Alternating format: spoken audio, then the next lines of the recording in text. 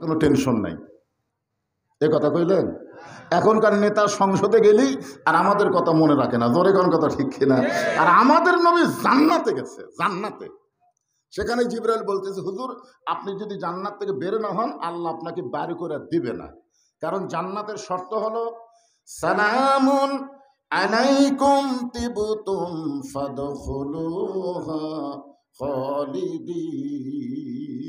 কেউ যদি একবার জান্নাতে প্রবেশ করে আল্লাহ তাকে চিরস্থায়ীভাবে জান্নাত দিয়ে দেয়। তা আপনি যদি জান্নাত থেকে বের না হন আল্লাহ আপনাকে বার করে দিবে না। এ কথা শুনে নবী খুব খুশি হলেন। নবী রাগ করে বললেন, জিবরাইল যেই কথা একবার বলেছো এ কথা আর দ্বিতীয়বার বলো না। আল্লাহ যদি আমাকে জান্নাতে থাকার জন্য ঢুকতে বলতো আমি জান্নাতে ঢুকতামই না। আমি শুধু জান্নাত দেখার জন্য ঢুকছি, নিজের জন্য না। আমার উম্মতের জন্য আল্লাহ কেমন জান্নাত বানাইছে নিজের চোখে একটু দেখবার চাই। জোরে করে সুবহানাল্লাহ। কার জন্যে? নবীর জন্যে। আমাদের জন্য কেমন জান্নাত বানাইছে এটা আমি দেখার জন্য ঢুকছি। আমি নবী সেই দিন জান্নাতে থাকার জন্য ঢুকবো যেদিন আল্লাহ আমার সমস্ত উম্মাতিনীকে জান্নাত দিবে। যেই নবী নেতা জান্নাতে গিয়ে আমাদের কথা বলে না, আমরা সেই নবীকে ভুলতে পারি?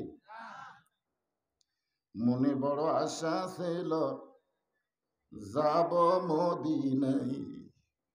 এই গানটা যখন আব্দুল আলিম প্রথম গাইল, প্রথম দিনাজপুরে, এটা যখন আমাদের বাংলাদেশ ছিল না, পূর্ব পাকিস্তান ছিল। এই দেশের নাম আগে কি ছিল? অনেকে বলে না পাকিস্তানের রাজাকার এই মুহূর্তে বাংলা ছাড়। আমাদের অনেকের জন্মই কিন্তু পাকিস্তানে। আমার জন্ম পাকিস্তানে, মানে তখন এই দেশটা তখন পূর্ব পাকিস্তান ছিল। আপনার জন্ম কোন জায়গায়? পাকিস্তানে।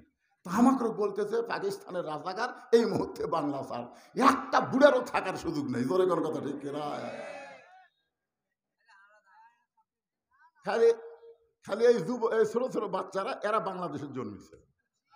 বাংলাদেশ হওয়ার পরে যারা জন্মিছে এরা হলো বাংলাদেশি, আর বাংলাদেশ হওয়ার আগে যারা জন্মিছে এরা হলো পাকিস্তানি। জোরে কথা কন না কেন ভাই?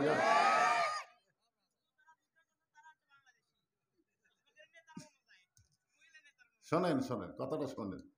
আমি যেটা আপনাকে বুঝাতে চাচ্ছি সেটা হলো আমাদের নেতা মুহাম্মাদুর রাসূলুল্লাহ, এইটা বুঝাচ্ছি। অন্যদিকে বুঝেন না, অন্যদিকে বুঝলেই বিপদ, বুঝলেই বিপদ। আমাদের বাংলাদেশে আমরা 15.5 বছর হাসিনার যারাতে নির্যাতন হয়েছি তখন কিন্তু বিএনপি জামাত একই আছিল। জোরে কোন কথা ঠিক কিনা? কিন্তু যেই 5ই আগস্ট হয়ে গেল তারপরে ভাই আর কেউ কাউকে দেখতে পারতেছে না। এই মাফতুন আহমদ ভাই আমার সঙ্গে কোলাকুলি করছে, মহব্বত করছে, তখন আমরা একসাথে বাংলাদেশের ফ্যাসিবাদী মুক্তর জন্য আন্দোলন করছি। জোরে কোন কথা ঠিক কিনা? কিন্তু এই 5ই আগস্টের পরে যে কি হলো কেউ কাউকে আর দেখবার পারতেছে না। এইরকম না দেখবার পারলে তো ঐক্য হবে না। ঐক্য যদি ফাটল ধরে আবার হাসিনা বাংলাদেশে ঢুকতে পারে। জোরে কোন কথা ঠিক কিনা? আমরা ভাই ভাই, হ্যাঁ আমরা কি বুকের সঙ্গে বুক লাগাচ্ছি। তো ব্যাপারটা হলো, শোনেন আমি যেটা বলতেছি আসল আসল জিনিসটা কোরআন হাদিস থেকে যখন ওয়াজ শুনবেন আসল জিনিসটা শুনবেন না। এই কোরআনের মধ্যে কোনো ভেজাল আছে? এই কোরআনের মধ্যে কোনো সন্দেহ আছে? আল্লাহ কি বললেন? জালিকাল কিতাবুল লা রাইবা ফিহি হুদাল লিন নাস। তো মুত্তাকিন বলেই তো আল্লাহ এখানে নিরপেক্ষ থাকেনি। আল্লাহ নিরপেক্ষ থাকতে পারেনি যখনই বলেছে হুদাল্লিল মুত্তাকিন। আল্লাহ যদি বলতো হুদাল্লিল নাস তাহলে আল্লাহ নিরপেক্ষ, কিন্তু যখনই হুদাল্লিল মুত্তাকিন বলেছেন তখনই আল্লাহ মুত্তাকিদের পক্ষ নিয়ে বলেছে এই কোরআন পাইকার হেরে সবাইকে হেদায়েত দিবে না, কেবলমাত্র মুত্তাকিদের দিবে। জোরে কোন কথা ঠিক কি না?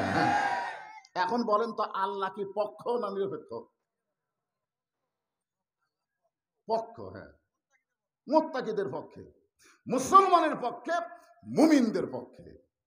যেমন আল্লাহ বললেন অনুনাজ্জিলু মিনাল কুরআনি মা হুয়া শিফাউ ওয়া রাহমাতুল লিল মুমিনিন। এখানে যদি আল্লাহ বলতেন রাহমাতুল লিল আলামিন তা তো বলেননি। আল্লাহ বলেছেন রাহমাতুল লিল মুমিনিন মুমিনিন মুমিনিন বলে আল্লাহ বুঝাইছে এই কোরআনকে মুমিনদের জন্য যাবতীয় রোগের শেফা এবং রহমত স্বরূপ আল্লাহ নাজিল করেছে। কার জন্য? সবার জন্য না মুমিনের জন্য? তাহলে আল্লাহ পক্ষ নিল না। অনেকে বলে হুজুর আমি কোনো দল করি না, আমি নিরপেক্ষ। কি বাংলাদেশের কোন বক্তাই নিরপেক্ষ না, যে কোনো একটা দলের পক্ষ। জোরে কোন কথা ঠিক কিনা কথা বলে? নিরপেক্ষ তারাই যারা হিজরা। জোরে কোন যারা কি? হিজরার কোনো পক্ষ নাই। ওই মেয়েও না, ওই মরদ না, ওই উপরেও না, ওই নিচেও না। জোরে কোন কথা ঠিক কিনা? এখানে যত মানুষ আমরা বসে আছি আমরা পক্ষ, যে কোনো একটা দলের পক্ষ। যে কোনো একটা দল। দল আসলে কয়টা? আমাদের বাংলাদেশে বহু দল, কিন্তু আল্লাহর কাছে দল হলো দুইটা। আল্লাহর কাছে দল কয়টা? একটা হলো হিজবুল্লাহ, আর একটা হিজবুল শয়তান। একটা হলো আল্লাহর দল, আর একটা হলো শয়তানের দল।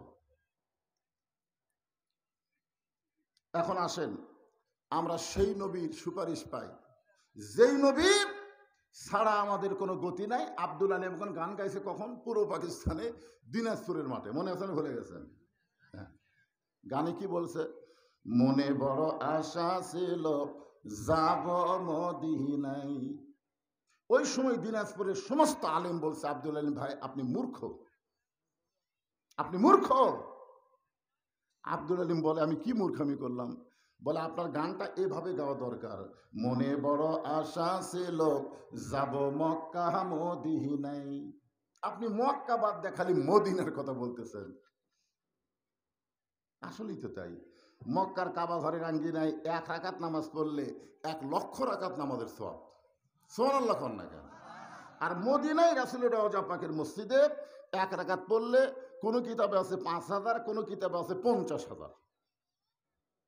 তাহলে দাম বেশি কার? মদিনার না মক্কার? জোরে আবার কয় মদিনার। কেন এত বড় দাম বুঝে দেওয়ার পরে বুঝতে পারতেছে না দাম বেশি কার? মদিনার না মক্কার? আরো জোরে। তাহলে আব্দুল আলিম কেন গায়? আব্দুল আলিম তখন কিন্তু সমস্ত আলেমদেরকে অবাক করে কোরআন থেকে একটা আয়াত তেলাওয়াত করছিল। আপনারা মনে করতেছেন ওই খেলে গায়ক? আব্দুল আলিম শুধু গায়ক না, তিনি হলেন মরমী গায়ক। মরমী গায়ক বোঝেন? শুধু গান গান নাই, গানের ভিতরে তিনি ঢুকে গিয়ে মানুষকে গানের মাধ্যমে হেদায়েতের বাণী শোনাইছে। সুবহানাল্লাহ নাকি? এখন আব্দুল আলিম বলল কোরআনের আয়াত। কোরআনের আয়াতটা আপনারা শোনেন। কুল, হে রাসূল আপনি বলেন, ইন কুনতুম তুহিব্বুনাল্লাহা ফাত্তাবিউনি ইউহিব্বুকুমুল্লাহ ওয়া ইয়াগফির লাকুম যুনুবাকুম ওয়াল্লাহু গফুরুর রহিম। আল্লাহ নবীকে বলতে, হে রাসূল আপনি বলেন, কেউ যদি আমি আল্লাহকে পাবার চাই, কেউ যদি আমি আল্লাহকে পাওয়ার চাই, ফাত্তাবিউনি, আপনি ছাড়া আল্লাহ পাওয়ার রাস্তা নেই।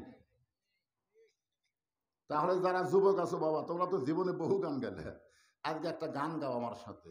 উপায় নাই রে, উপায় নাই রে, উপায় নাই নবী বিনে আল্লাহ পাওয়ার উপায় নাই। কি এই গানটা গাইলে গুনাহ হবে? দেখেন আপনি গানটা গায়ে দেখেন ভিতরে কেমন একটা মজা লাগে। ভাই সবাই গান।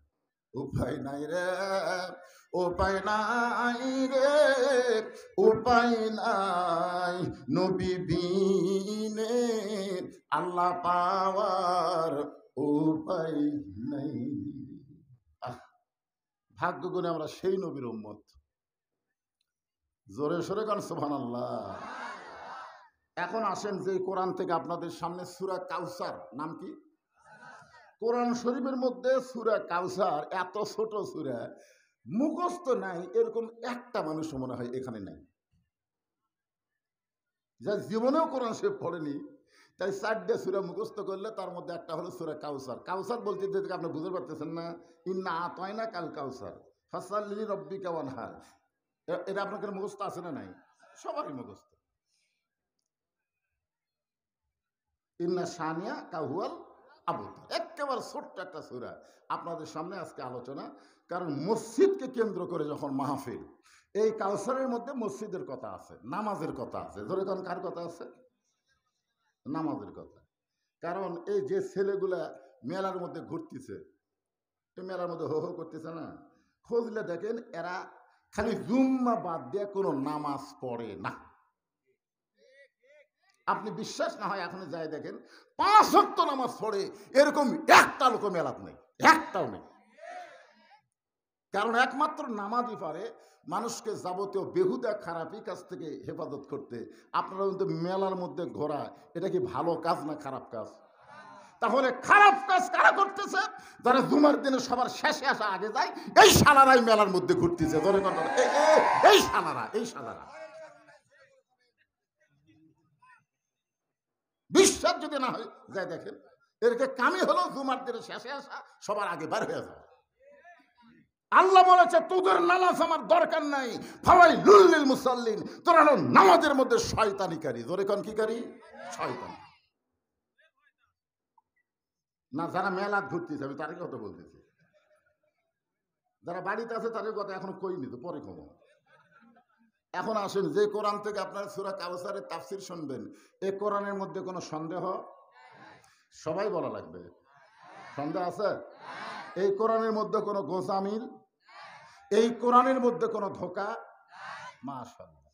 কিন্তু বর্তমান যে সংবিধান দিয়ে আমাদের বাংলাদেশ চলতেছে, সেই সংবিধানের মধ্যে সন্দেহ, ধোঁকা, গোজামিল। আর সেই সংবিধান কয় পবিত্র সংবিধানের বাহিরে আমরা যাবার পারতেছি না। তোমরা কোরআনের বাহিরে যাবা, আর মানুষের তৈরি লেখা সংবিধানের বাহিরে যাবা না। এটা কোনোদিন মুসলমানের কথা হতে পারে না। জোরে কোন কথা ঠিক কি না? মুসলমানের কথা হলো আমরা আল্লাহর কোরআনের বাহিরে যাব না। জোরে কোন কথা ঠিক কি না? কারণ যেই কোরআনে কোনো সন্দেহ নাই, যেই কোরআনে কোনো ধোঁকা নাই, যেই কোরআনে কোনো গোজামিল নেই, আজকে সেই কোরআন আমাদের কাছে আছে না নাই? আমি সেই কোরআন থেকে ছোট্ট একটা সূরা আপনাদের সামনে তাফসীর করবো ইনশাআল্লাহ। কি কয় রে, হাসিনার সময় যেই বেটা ভয় করেনি, হক কথা বলছে থেকে বগুড়া জেলা তো ওয়াজ করবার দেয়নি। তোর এখন কথা ঠিক কিনা? এটা সেই মরদ, ডাইরেক্ট বলবার না পারলেও অ্যাঙ্গেলে মেরে দেয়। জোরে কোন কথা ঠিক করে?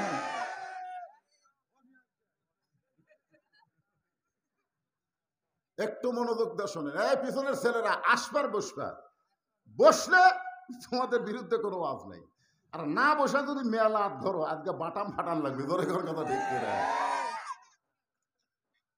এখন আসেন এই সূরার শানে নজুল শোনেন। শানে নজুল বুঝেন আপনারা?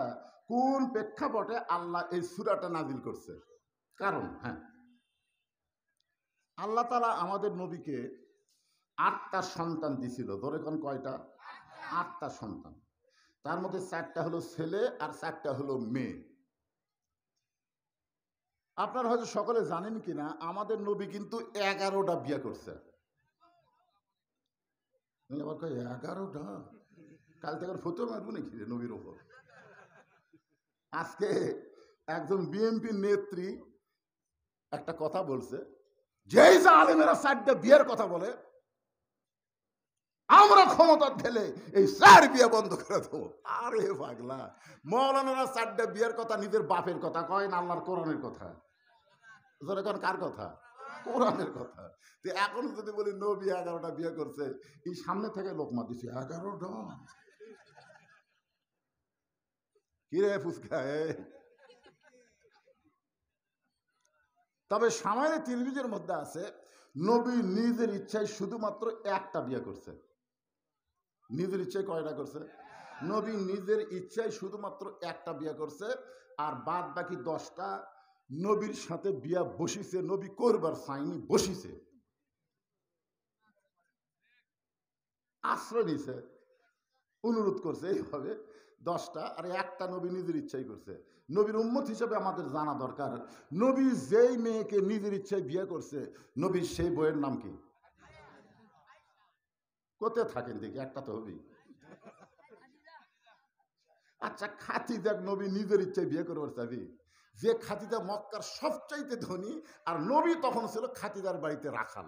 একটা রাখাল হয়ে অত বড় ধনী বিয়ে করবি নিজের ইচ্ছায়? আয়সার বয়স কত জানেন? নবীর সঙ্গে যখন বিয়ে হয়েছে তখন কয় বছর? তো 6 বছর একটা ছোট্ট মেয়েকে নবী নিজের ইচ্ছায় বিয়ে করবে? এই কথাটা কলি হয় যে আপনি কয়ে দেন না জানে কোনো কথা নবীর ব্যাপারে কওয়া যাবে না। তোর এখন কথা ঠিক কিনা? ইচ্ছা মতো মারা দিচ্ছে খাদিজা আয়সা। তাহলে তো নবীর নামে কে ছবি রে? 18 বছর আগে কোনো মেয়ের বিয়ে হবে না, আর নবী 6 বছরের ছোট্ট মেয়ে বিয়ে করলো। আল্লাহর নবী যে মেয়েকে নিজের ইচ্ছায় বিয়ে করছে সেই মেয়েটার নাম হলো উম্মে সালমা। যারা বলেন নাম কি? উম্মে সালমা। নবী ঘটক পাঠাইছিল, নিজে যায়নি, ঘটক পাঠাইছে। ঘটক উম্মে সালমার দরজা দিয়ে বলতেছে, উম্মে সালমা আপনাকে আল্লাহ নবী বিয়ে করতে চাই। উম্মে সালমা বললেন, আমি রাজি না। ঘটক কয় কি রে? যেই নবীর জুতার পরশে আল্লাহর আরজ ধন্য হয়ে যায়, আর সেই নবী উম্মে সালমানে বিয়ে করবার চাই, উম্মে সালমা কয় আমি রাজি না। ঘটক খুবই মন খারাপ করে নবীর কাছে গিয়ে বলতেছে, ইয়া রাসূলুল্লাহ আপনার কি বইয়ের হক পড়ছে? এমন একটা মেয়ের কাছে আমাকে পাঠাছেন, ওই বাড়ির ভিতর থেকে কয় আমি রাজি না। নবী বলতেছে, যেভাবে ঘটকালি করা দরকার তুমি পারোনি, আমি নিজেই যাচ্ছি। আল্লাহ নবী নিজেই উম্মে সালমার দরজাত গিয়ে বলে, উম্মে সালমা আমি আব্দুল্লাহর বেটা আল্লাহর নবী তোমাকে বিয়ে করতে চাই। উম্মে সালমা বলতেছে, আপনার কি শরম নাই? কিছু আগে ঘটক আসছিল, সে ঘটককে আমি তাড়াই দিছি, এরপর আপনি নিজে আইছেন। আল্লাহ রাসূল বললেন, আমি তোমাকে বিয়ে করতে চাই। উম্মে সালমা বললেন, আমাকে বিয়ে করতে গেলে আপনাকে 3টা শর্ত পুরা করা লাগবে। কয়টা? আল্লাহ রাসূল বললেন, উম্মে সালমা দরকার হলে তোমার 3টা শর্ত পুরা করে হলেও আমি তোমাকে বিবাহ করব ইনশাআল্লাহ। এখন আমার প্রশ্ন হলো, উম্মে সালমার মধ্যে এমন কি আছিল যার কারণে নবী পর্যন্ত শর্ত পুরা করে বিয়ে করবে? এটা আপনাদের জন্য না হলো আমার মা বোনদের জন্য এ ওয়াজ শোনা লাগবে। কারণ এখানে আসার পরে দেখলাম আপনাদের এই পাড়ার মা বোনদের খুব একটা পর্দা নাই। দেখলাম তো, কিন্তু দেখলেও তো বোঝা যায় না ভাইজান? হ্যাঁ না, আছে পর্দা যে নাই তা বলতেছি না, খুব একটা নাই। জোরে কোন খুব একটা আছে, কিন্তু খুব একটা নেই। আপনাকে এলাকার মেয়েরা পর্দা করবে কখন জানেন? যখন বুড়ি হবে তখন বোরকা গাওয়াত দিবে। বুড়ি হলে বোরকা খাওয়াত দিবে। কে দাদি বোরকা পড়ছেন কে?